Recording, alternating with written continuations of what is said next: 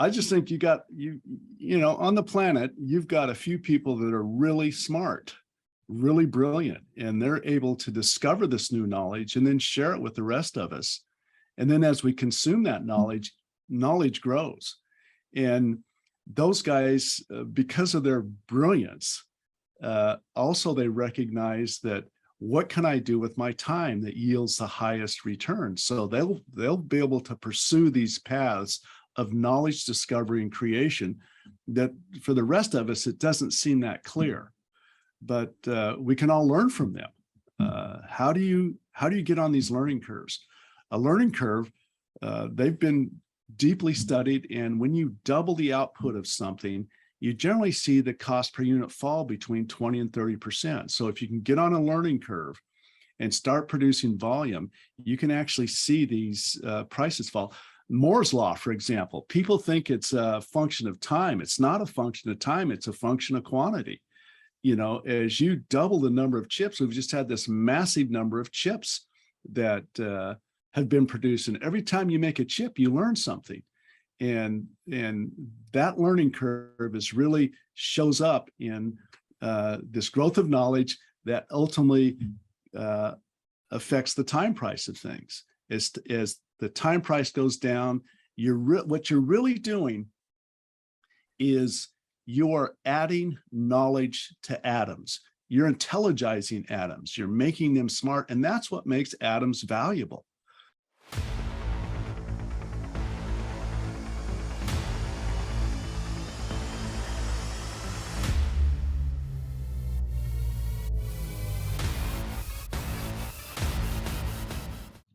Welcome to the Wiggin Sessions. I'm your host, Addison Wiggin. I have with me Gale Pooley today.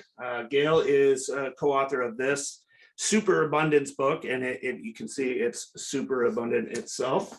Gale is a professor at Brigham Young University in Hawaii, and he's actually speaking to us from Hawaii today. So we had a little time zone challenge from Baltimore to Hawaii, but welcome. Gale, I'm very excited about this conversation. I just told you that I had spent some time at Cato in what I like to call my misspent youth. And Julian Simon was publishing through Cato at that time. I want to get your perspective. I want to know about your relationship with him, and then also your perspective, what drove you to continue the work that he put into place, 50 years ago or something. But it's very interesting. So welcome to the Wiggin Sessions. I'm eager to have this conversation. Thank you, Gale, for joining me. All right, great to be here, and thank you for this opportunity. Yeah, so tell me, how's the weather in Hawaii? Because we are still dealing with the remnants of Ian right now. We've had about 5 days of rain here in Baltimore. Well, it's only 78 degrees right now, and sunny and blue skies. Yeah, I lived in Santa Fe for a time, and I used to go, man, another beautiful day. Come on. I know. All right, so let's get into this. Your book is called Superabundance. So let's have you describe what abundance is, and then why you chose Superabundance as the title. Okay. Well, first of all, I'd like to recognize my co-author, Marion Tupi. He's with Cato. So he and I met actually over Twitter. I discovered him on Twitter and reached out to him, and we started to talk about things. And we had this common interest in kind of this Julian Simon, Paul Ehrlich bet that occurred back in the 80s. And I had the opportunity to meet Julian Simon. I was at Montana State University up in Bozeman, and he came and did a presentation there. And this was 1982, so the bet had just started. And so we were all real interested in how this thing was going to turn out, and listen to his ideas about this relationship between resources and population. So, I've always had this interest in Julian. He was also the statistician, so he knew how to do stats. And so he's just this really brilliant guy. And maybe explain what the bet is. I'm familiar with it. Okay. Because I was at Cato for some time, but explain what the bet is. And Jillian, just for the record, was a professor of business management at Maryland, which is just down the street from me here. He was tenured for a while, but he put on this bet that was essentially saying that the lives of Western people who live in the Western world have improved dramatically year after year for a number of years, and he was going to place his bet to prove that. Maybe you can explain it a little bit better than that. Yeah, a little backstory on this. You had Paul Ehrlich, who is a biologist at Stanford, publishes this book in 1968 called The Population Bomb. And he makes these arguments about, look, population is going to do this and resources are going to do this. And when Julian first read the book, he said, that model seems to make logical sense, but maybe I should go back and empirically kind of test this thing. So he begins his research, and what he discovers is everything that he's looking at is going down in price, not up. So he publishes his findings in Science, this periodical that's kind of one of the leading journals in the United States. And then he begins to have this contention with Paul Ehrlich about what's going to happen. And finally, in frustration, Simon says, look, why don't we just bet? I'm willing to bet on the future. You pick any commodity you want, and the bet's got to be more than a year, and I'll bet you it's going to get more abundant. And so Ehrlich picks up on this, and he ended up picking 5 different commodities, copper, chromium, nickel, tin, and tungsten. And they put $1,000 on the table, and the bet was going to be for 10 years. So it's 1980 to 1990. Well, and the idea is we put $1,000 up there, and whatever percentage increase, if the prices go up, then Simon has to pay Ehrlich the difference. If the price goes down, then Ehrlich has to pay Simon the difference. So by 1990, Ehrlich writes this check, one of the most important checks in economics, to Simon for $576.07. The real price of these 5 commodities on the average had fallen by 36%. So it's like, wow, this is pretty amazing. And we like that too. As economists, we kind of like the ideas that, as professors, one of the things we can do is we can say all kinds of stuff and never really be held accountable for it, right? But, so Simon really put Ehrlich, on the table and put the money on the table. So the question's always been, well, was Simon just lucky? Was it a lucky decade? Was it just these particular non-renewable commodities that had this characteristic? And so lots of people argued about, and they went back and tried to find other 10-year periods where he would have lost the bet. And so our question was, we kind of begin this research, would Simon win the bet again today? And what we did, some of the criticism was only 5 commodities. So we actually expanded the analysis to 50 commodities.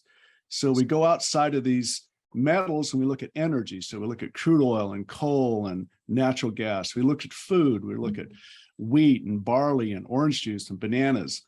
These are all commodities that actually the World Bank tracks every month. So you can go and find all of their data. And so we expanded to 50 commodities. And then we also start from 1980, but we went up to 2018. So we had a 38-year period. So we have a much bigger, larger data set to work with. And we made a couple of other adjustments. We actually converted these nominal prices into time prices. And a time price is just the amount of time it takes to earn the money to buy that item. And then we subject all this data to analysis, and we expected to find, one of these things, out of 50 items, we thought we're going to find some that have gone up in price, have become less abundant. And to our surprise, not a single one of these items had become more expensive. They'd all fallen, and the average was about 70%. So you have this 70% decrease in all of these commodity prices over this 38-year period. So that was kind of the first paper that we published, is that finding. So that's a similar result that came out of the bet between Simon and Ehrlich, right?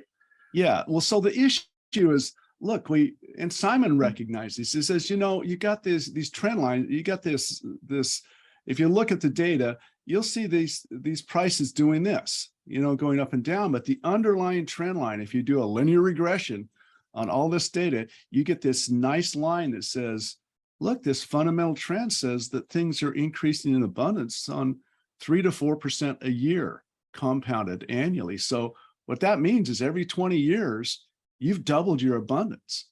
So and then you go from 1 to 2 to 4 to 8, you get this exponential kind of increase. So we discovered that, and we published those results, and it's like, wow, this is really interesting. So we took that framework, the time price framework, and the way you measure abundance, and we went out and started looking at other things. We found another data set that went back to 1960. So we analyzed that. We get a Sears catalog from 1979 and compare it to 2019 and say, okay, let's find all the stuff in this catalog and see if we can find it on Walmart.com today, something that's similar, like a bicycle or, a blender. And we find the same thing. All this stuff is becoming much more abundant. And so we extend it. We go back to 1850 and start looking at commodities, and we just see this abundance all over the place. We actually make the distinction. George Gilder, our friend George Gilder, says, scarcity is about what we want. Abundance is about what we have. And what that means is, since our wants are infinite, you really can't measure scarcity because you measure it against infinity.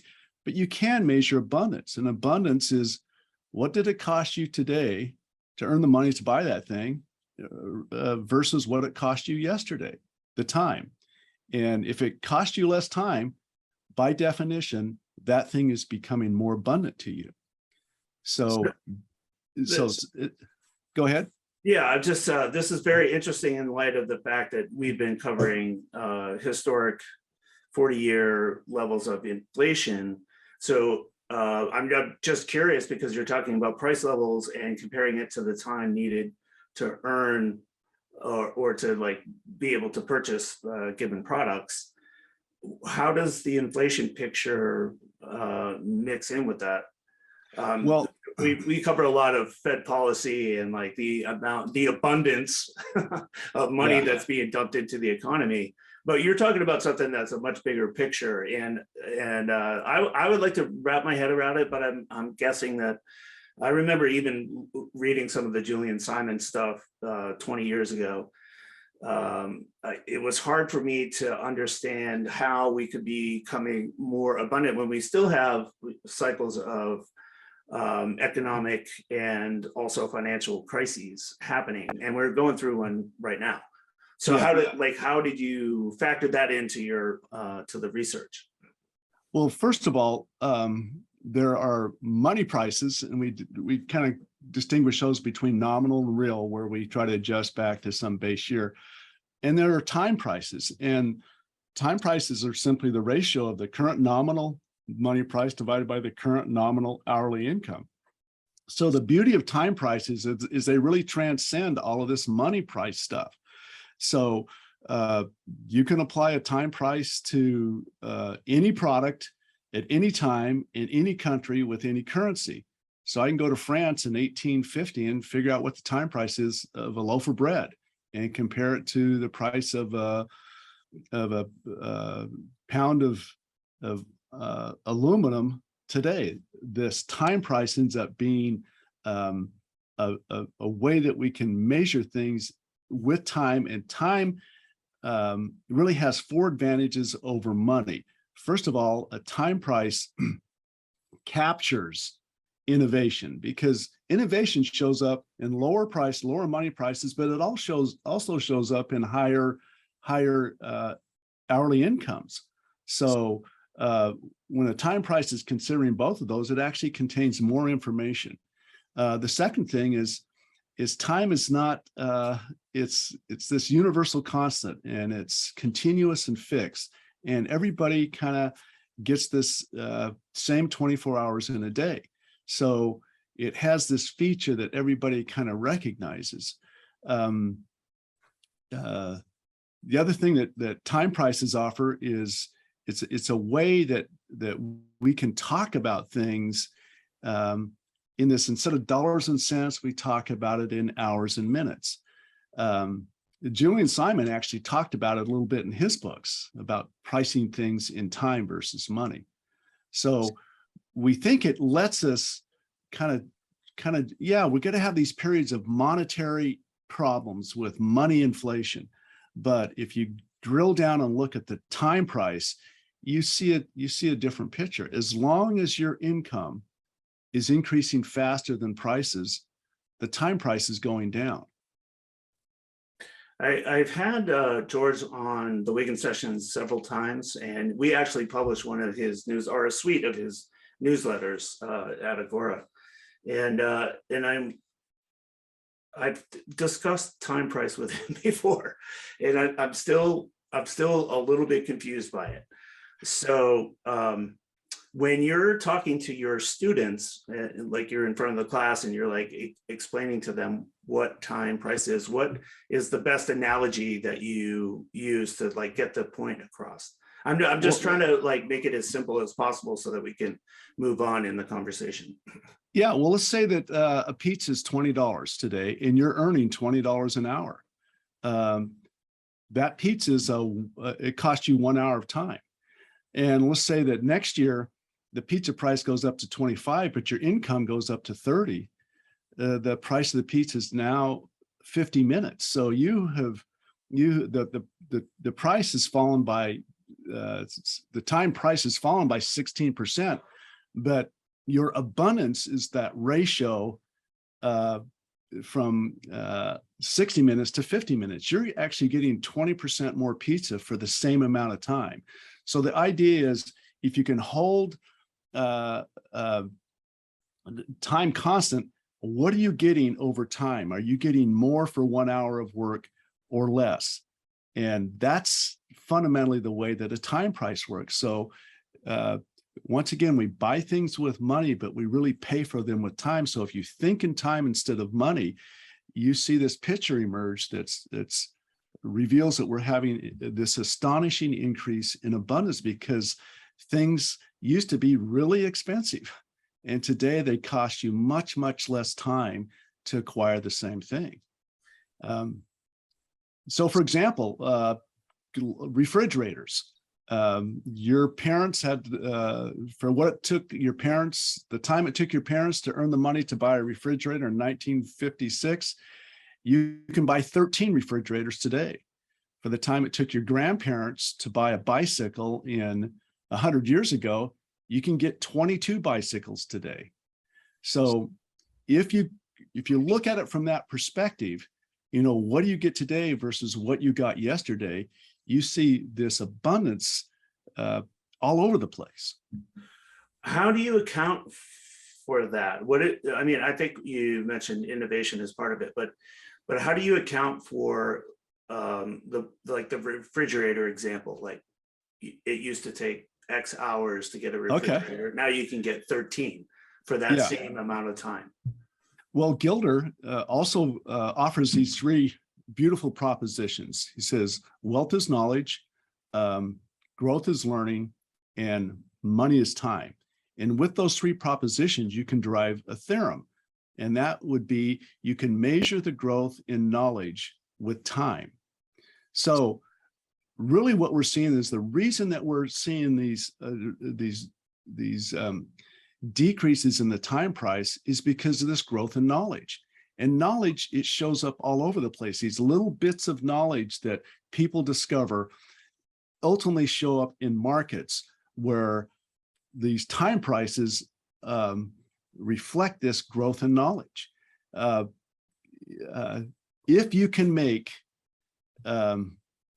twice as much in the same amount of time, you're twice as smart, and your knowledge has doubled. So it's really this growth in knowledge that we are attempting to measure with time prices. I think I can identify with that in this sense. It takes me a lot less time to write like 2 pages that we send out by our daily email. I can get that done in, usually it's something like 1 or 2 hours, but before the internet, it would have taken me a week to put out the same amount of Yeah. So knowledge. your abundance is if you go from 40 hours down to 1 hour, Yeah. your abundance is increased by a factor of 40. So you get 40 times more for the same time. So that's like when Yeah. the government tries to measure productivity, it's like a way of thinking about productivity Right. in a time sensitive way. Right. And this measurement of productivity there's methods and approaches, but if you can go to time, that's really the resource that all of us ultimately have. And it's what becomes scarce when everything else is abundant, is your time. Yeah, I remember I had a conversation with Jimmy Soni, who had written a book about the founders of PayPal, and it included Elon Musk. And he said, Elon Musk has the same number of hours that you and I do, but he's like planning to fly to Mars and do all these things. He's taking over Twitter. Like, he has the same amount of time. What makes entrepreneurs like Musk or Peter Thiel or even George Gilder? George is an amazingly prolific writer. Like, what makes them more efficient with the use of their time than I might be, or you might be, or whatever? Although I'm going to hold up the book again, because you've been pretty efficient with your time as well. Well, I just think on the planet, you've got a few people that are really smart, really brilliant, and they're able to discover this new knowledge and then share it with the rest of us. And then as we consume that knowledge grows.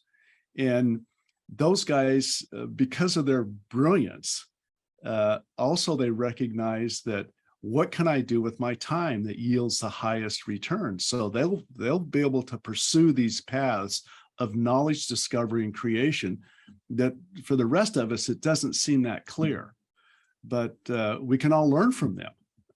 How do you get on these learning curves?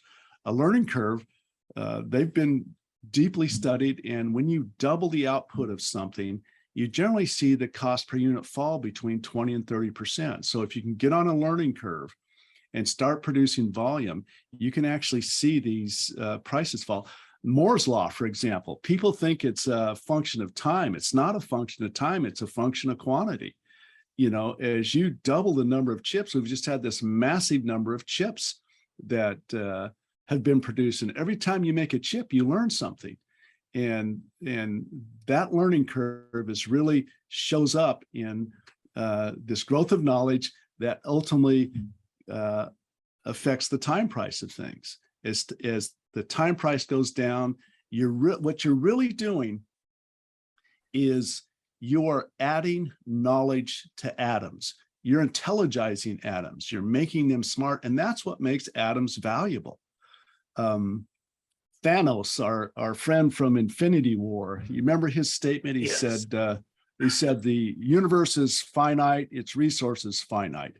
Well, he was right on the first statement. We do live on a planet where we have a fixed number of atoms, but resources are not limited, because what makes atoms a resource is when you add knowledge to them. And it doesn't appear that we have any kind of limit in terms of the knowledge that we're able to discover and add to atoms. Economics is not about counting atoms. Economics is about measuring the growth in knowledge. That's really what lifts us out of the difference between our age and the Stone Age, as George Gilder once again would say, is entirely due to the growth in knowledge. So and that's what we... Yeah, the readability at our fingertips now that we didn't have in past times. Right. I mean, all of the stuff around us that allows us to consume knowledge. And the interesting thing about knowledge is when you consume it, you're actually creating more knowledge. When you share a piece of knowledge with me, you didn't lose the knowledge, you've doubled it, because now another person possesses that knowledge. So we become collaborators instead of competitors in this pursuit of discovering new knowledge that we can then share with each other.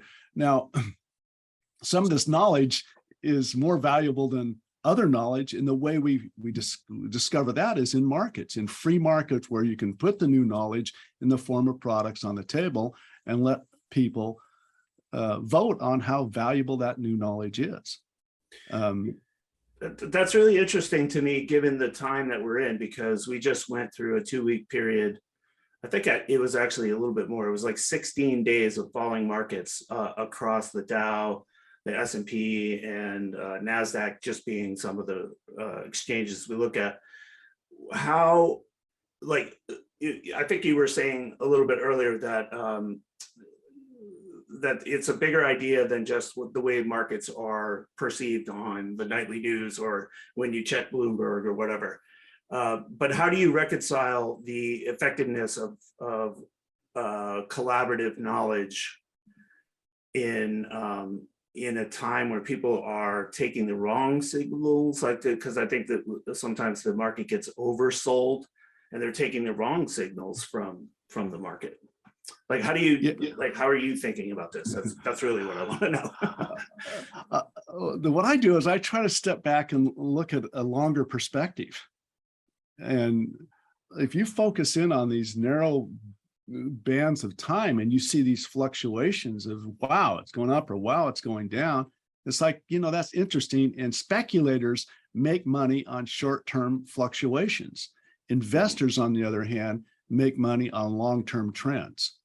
And when you step back and look at the long-term trends, you get this fundamental, it's like this fundamental 3 to 4% growth on the average of all of these products. So yeah, we're going to have these short-term fluctuations, but those are necessary to incentivize people to change their behavior. When the price goes up, what do? Well, we consume less and create more.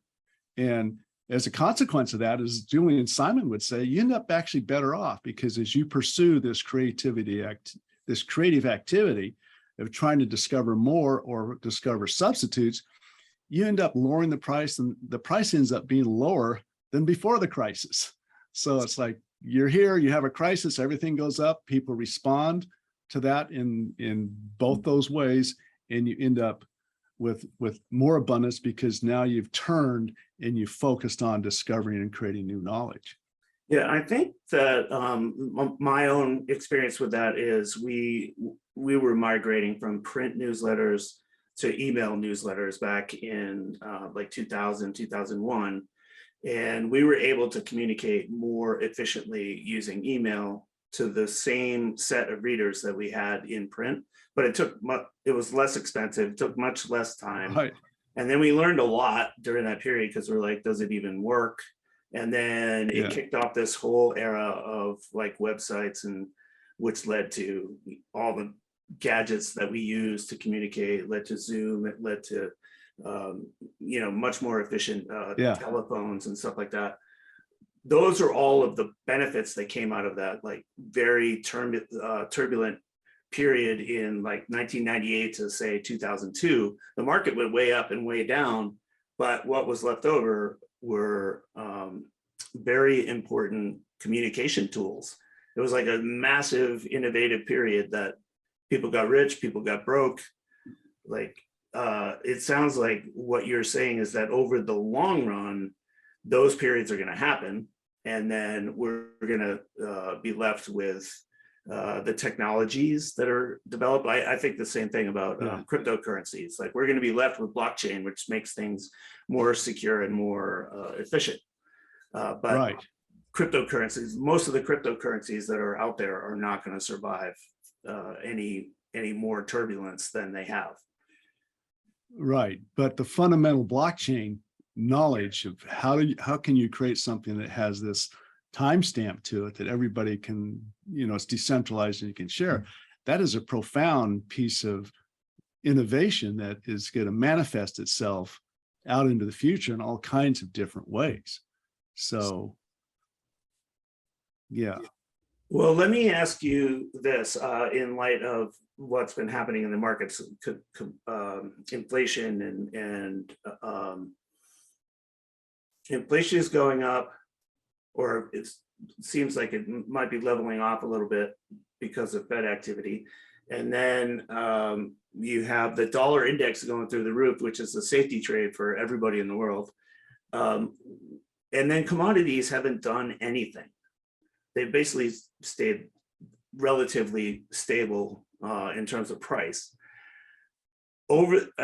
Maybe I'm just asking very specific market questions, but over the long term, you think that commodities will become more valuable in terms of time price, because people will be more efficient at bringing them into their intended uses, electric cars or batteries or whatever. So they're not, but let me just make it a simple question so that we can all be on the same wavelength. What are your favorite commodities right now? Let's back up for a second. Okay. Commodities will become more abundant. Okay. They'll become more valuable and more abundant at the same time. Those two ideas, you gotta put them together, because as we add knowledge to these atoms, they become more valuable, but they also provide us a way to make them more abundant. Therefore, the time price is going to go down. And that would be the first kind of thought on it. Your second point about what commodities are your favorite, I kind of love them all. I use them all. The example I like to use, though, in terms of the commodity that surprised us most was sugar. 1850 to today, the time it took you to earn the money to buy 1 pound of sugar in 1850, how many pounds do you get today? I love to ask my students this question. They'll go like 4 pounds, 2 pounds. Probably like 100 or something, right? You get 227 pounds. Wow, interesting. And I like it because it kind of illustrates how sweet life has become. Yeah. That we've got this huge abundance of sugar today that our ancestors never had access to. Well, it's true with all of these commodities. 1850 to today, typically things have fallen in time price by 90%. It means for the price of 1, you get 10. It's actually higher than that. I think the average is about 58 times. So for the time it took you to earn the money to buy 1 unit of one of these commodities, today on the average, you get 58 units. So we're 58 times richer than our great grandparents were 168 years ago, 172 years ago. So, all these commodities are interesting in terms of the play that you make is, look, if you want to look at this short-term market fluctuation, you got to have this fluctuation happening. But the fundamental trend line says these will become more and more abundant in terms of the time it takes you to earn the money to buy a unit of that commodity. And it's true with kind of all of them. Now you've got a couple of exceptions, oil and gold.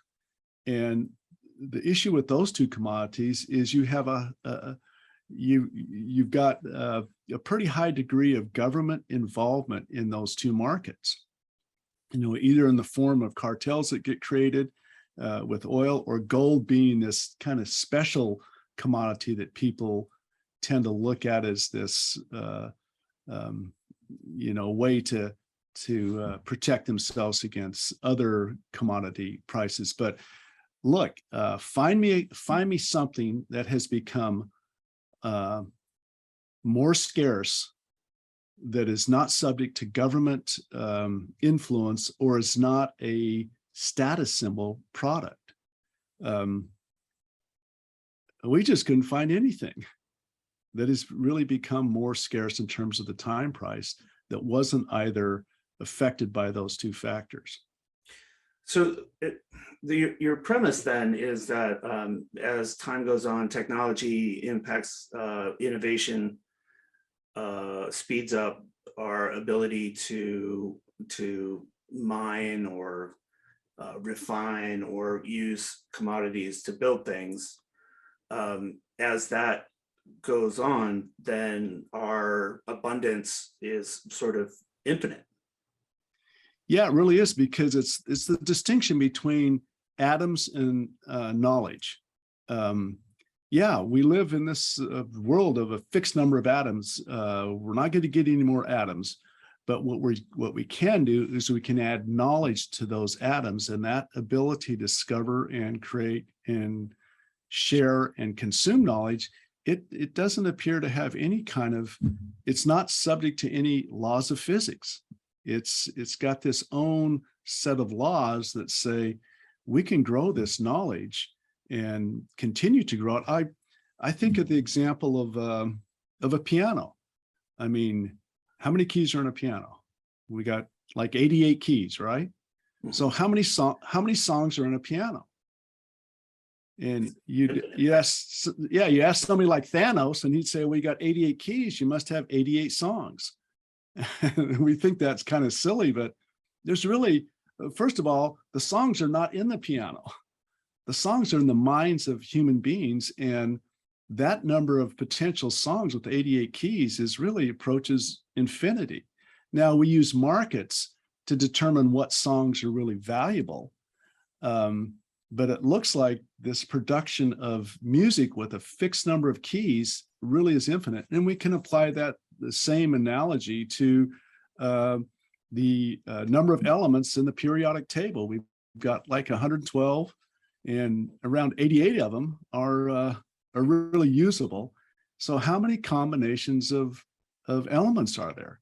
Paul Romer did a little math on it, and he says after you get to 4 or 5 or 6 different combinations of these things, that number also starts to go to infinity. So we've barely kind of scratched the surface of what kind of things that we can discover in new ways that we can arrange atoms and make them valuable.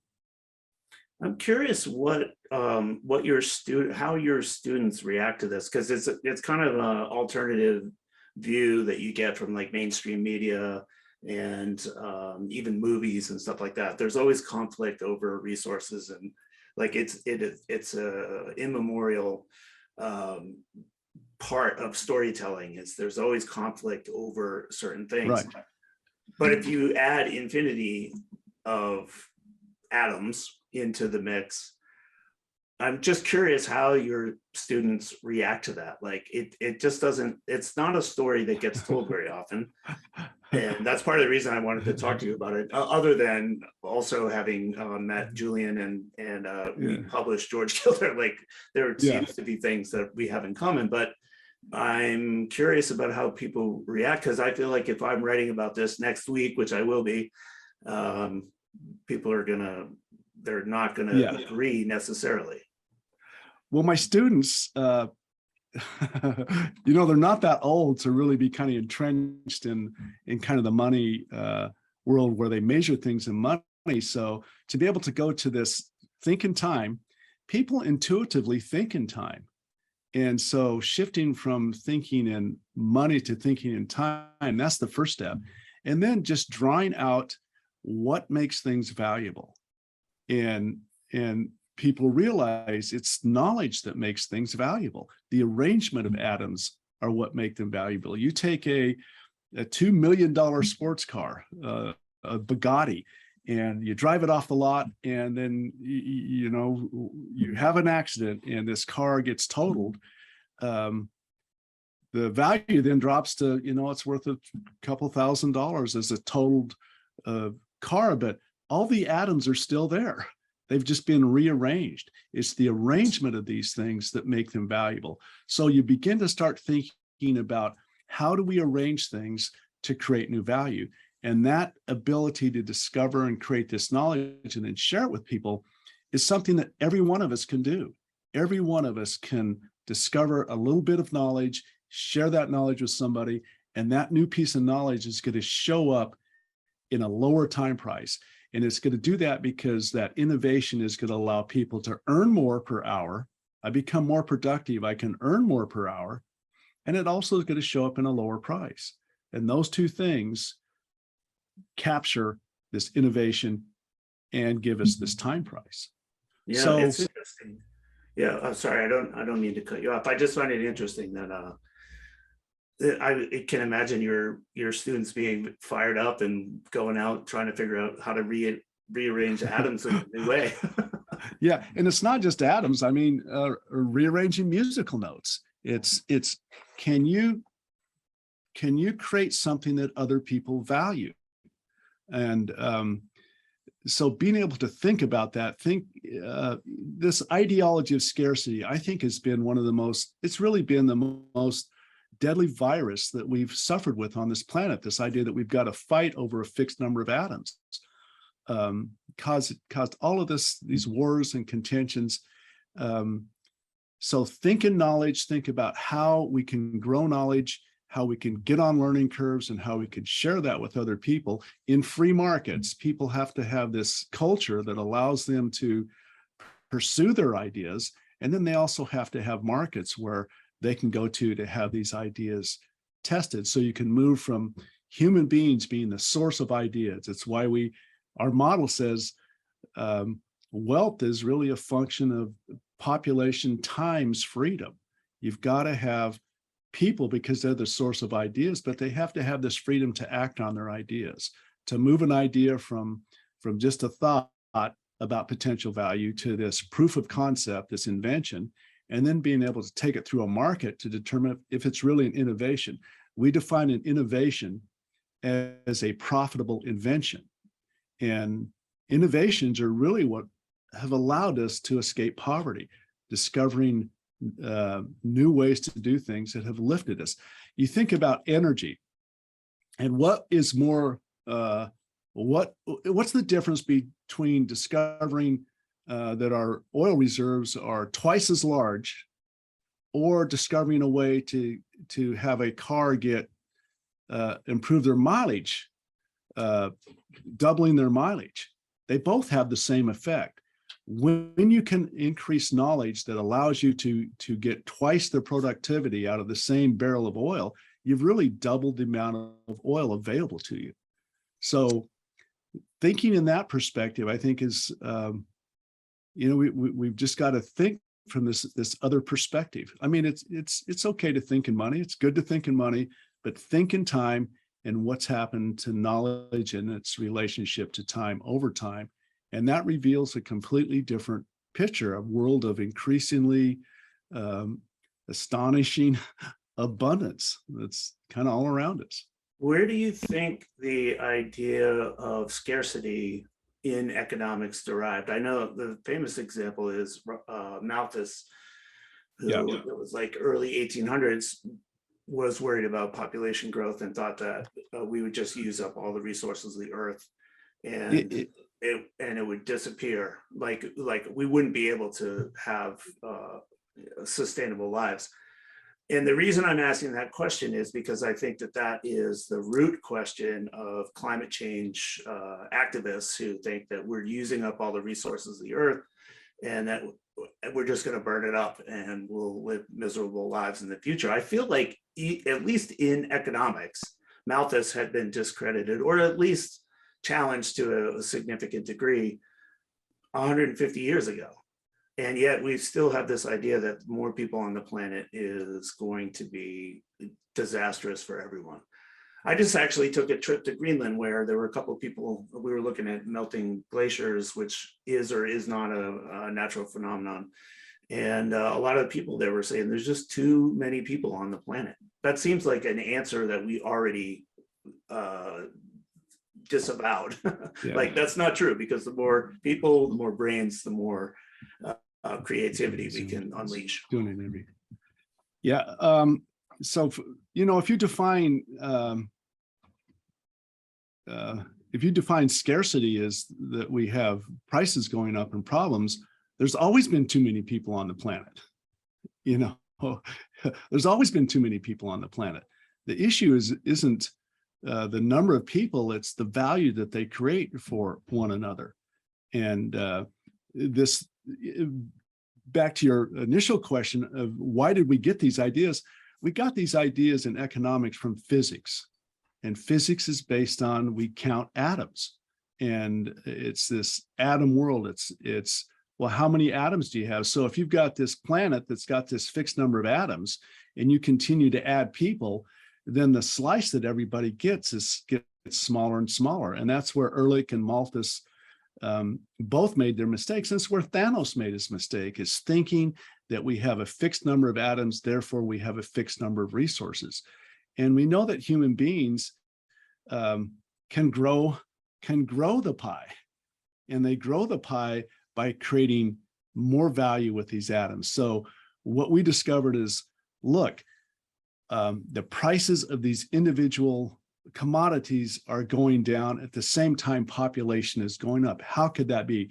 The connection between the two is that people are the source of these new ideas that become knowledge. So if you want things to be more abundant, you've got to be in favor of more people.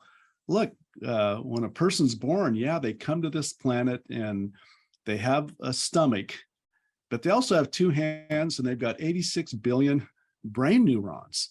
And the contribution that we see them making, and we call it the elasticity of population, the resource elasticity of population, is for every time that the population increases by 1%, personal resource abundance is increasing by 3 to 4%.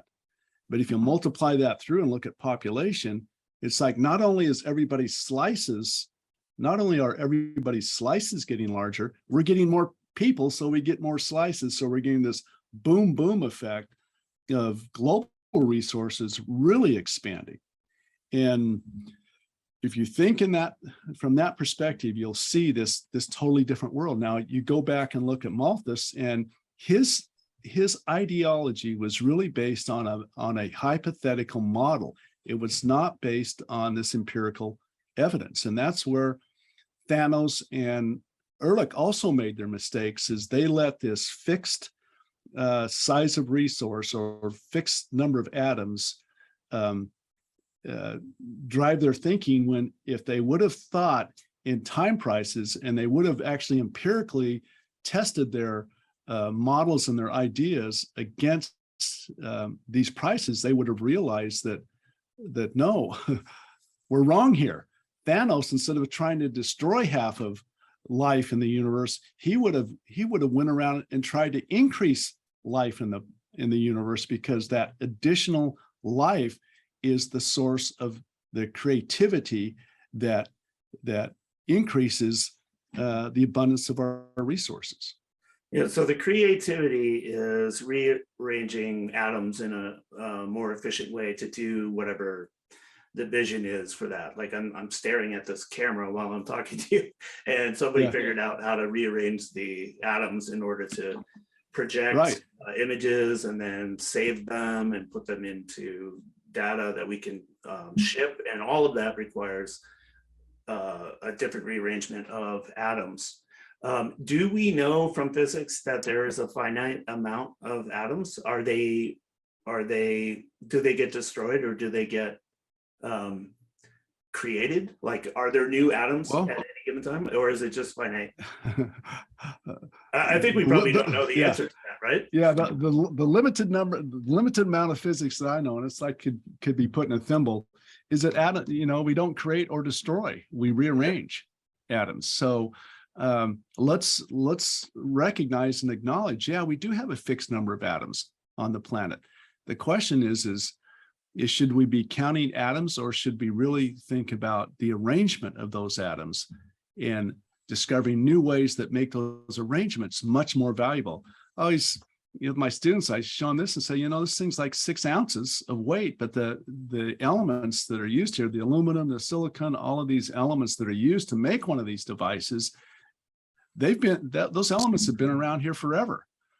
Basically, it's this knowledge that we're able to now add to those atoms that have created these products that suddenly become much more valuable to us. And if we have populations that are large, it allows us to take on these projects that let us create products that typically have a really large fixed cost, but the marginal cost is really low. So think about drugs. A new drug costs you $1 billion to make the first pill, and then it's $1 to make the second pill. Well, what should the price be? Well, it's a function of how large your market is. If you got 1 billion people on the planet that need that drug, you can charge them $2. You can charge them $2 a pill. So you get $1 billion drug for $2. because there's so many of us that can use it. So thinking in that respect, and once again, what's a drug? It's atoms with a lot of knowledge. You've intelligized atoms in a way that make them really valuable. And then everybody else gets that knowledge too. What is your, while you're talking about this, what is your typical student like? Are they interested in innovation? Are they thinking about finance? I know it's part of the business school, but what do people take away from the idea of abundance? Because I've been fascinated for years, but it doesn't follow the news cycle. It doesn't follow the entertainment cycle. It's like an entirely different way of thinking of the way things are put together. Well, this campus here is a little bit different because it's a international campus. We've got students from 70 different countries here. Mm-hmm. So we've got students coming from all over the place. They're coming here. They're trying to figure out, what can I learn here that's going to allow me to go out and, get rich, right? Yeah, I want to go out and make some money. What do I got to do that? Well, you got to learn accounting and go learn Excel. But fundamentally, what you have to learn is to learn how to learn, and then learn about what can I do to create value by discovering new knowledge. And so I tend to really kind of stress that as, look, you need all these skills, but what you really want to do is you want to get on a learning curve somewhere where you can discover something new that the rest of us can all enjoy. Because if all of us are engaged in that kind of activity, we all do this for each other. We all can lift each other. Mm-hmm. And that's really what's happened. Is we've had a few people on this planet that were able to start discovering things, and that ability to discover and create this abundance has given us more of the one commodity that we really, really value, and that's time. If I can spend, instead of, if I'm spending 7 hours a day working to earn the money to just buy my food, which is what you had to do in India in 1960, and now you only have to spend an hour, you pick up 6 hours. And that time now you can devote to actually contributing to this, new knowledge creation that we're involved in. So the more people, the more abundance actually has this effect of creating more abundance. It has this positive feedback loop that allows us, to all get on these learning curves. It also increases our ability to engage in leisure activities, like watching Marvel movies with Thanos. Right. We live a lot longer. I mean, you think about the 1800, we had 1 billion people on the planet. They lived to be 30 years old. Today we got 8 billion people, and we're living to be 70 years old. We got 20 times more life years on the planet than we did in 1800. And those life years are filled with, it takes us a lot less time to feed ourselves than it did somebody in 1820. So we've got all of this additional time. And we like leisure and we like all these things, but there's some people, Steve Jobs, he was showing up at the office trying to be creative, a week before he died. And if we have people that are interested in that creative activity, that have the freedom to be creative, we all get to enjoy it. And as a side note, we tend to get kind of obsessed with income inequality. It's really time inequality that I think is much more important. Okay. And it really says, look, you and I have 24 hours in the next day. What do you get to do with it? And what do I get to do with it? And, if we have more choices, if we have more abundance, it gives us the freedom to choose, kind of Maslow's hierarchy. We can choose these activities that are at this higher level, more creative, and hopefully more knowledge creativity that we all then get to enjoy. So give people more time, give them more freedom. If they're not hungry, they can do astonishing things. Yeah, and that's interesting. I've always been fascinated. I got fascinated in the beginning just by reading Julian's books at Cato, because I was like setting up the forums and stuff like that. Like I was a minion there, but it's been interesting to me because you don't encounter. It's like a high level of optimism that you're expressing, and And you don't encounter that very often because like the way the media is set up and a lot of the way that like literary critics and people that write history, it's very negative for the most part, like what people did wrong. And it doesn't, I don't know. I'm also fascinated with the way George Gilder approaches ideas of technological innovation, because he's always looking at the advantages that smart people who are actively engaged in developing new technologies are. They're sort of otherworldly in a way. They like don't belong to the rest of us. So it's probably kind of cool. And I think you cover a lot of that in the book. So I'm going to encourage everyone to pick up a copy and read Superabundance. And then also, and Gale, if you're okay with it, I would say pick up, read some of George Gilder's stuff and also Julian Simon's original work, because he set up an index, didn't he? That went along with the idea of superabundance and how over time, the way that we rearrange atoms makes life more livable and more, you know, we can live longer, we can live better than, you know, people that lived in the 1500s or whatever. So I've always been fascinated, but I can't wrap my head around it. Well, here's an interesting thought for you is Jordan Peterson, I think his rule number 4 in his first book, he says something to the effect is, don't compare yourself to other people today, compare yourself to who you were yesterday. And what he's saying is if you compare yourself to other people today, you're always going to be a loser. Because there's always somebody that's going to be better off than you, smarter, taller, richer, whatever. You're going to have this sense of, you know, somebody's better than I am. And that could lead to envy and resentment and anger. But if you compare yourself to who you were yesterday, or your parents, if you compare yourself back through time, the only conclusion you can reach is to be profoundly grateful for all of the stuff that we enjoy today that our parents and our grandparents didn't have. And so that perspective, I think, of comparing your condition today to yourself or your parents or grandparents, it leads you to a much different conclusion about where you stand. And I think if people can do that, then this envy and resentment, it tends to say, well, you know, that doesn't really matter.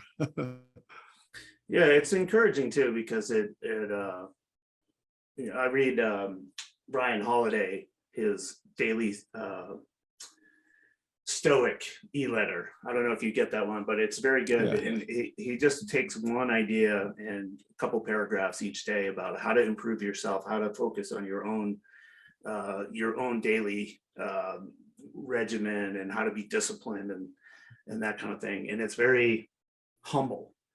And that's the way the Stoics were that the idea was that your character determines your future.